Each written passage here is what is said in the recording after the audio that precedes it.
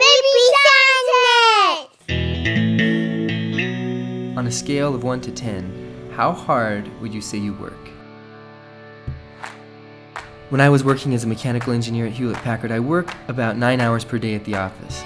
But it wasn't really that difficult to work. The company would even throw in cool parties like these with hovercrafts and bouncy toys to freshen the spirits. I knew some hardcore coworkers that would crank their days up to like 12 or 13 hours sometimes. Impressive as a 13-hour engineering workday is, it's ant-sized compared to the average workday of this little dude right here.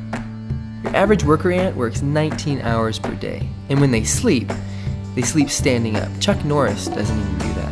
When you first notice that an ant takes about 250 naps per day, you might think that he's lazy, but given that these naps last about a minute long, this translates to less than 5 hours of sleep per day. Scientifically speaking, work is defined as force times distance. So how much work does an ant do?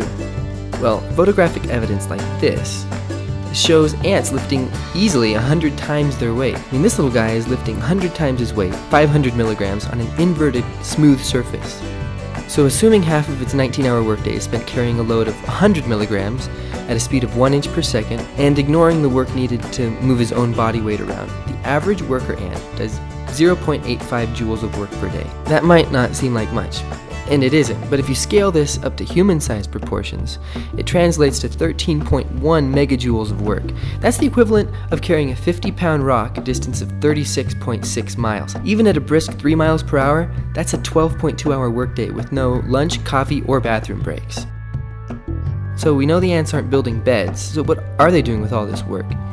Most of it is to gather food. You'll notice these little guys are carrying the leaves back to the nest. But why would they go to all the trouble of carrying it all the way back? Why wouldn't they just eat it?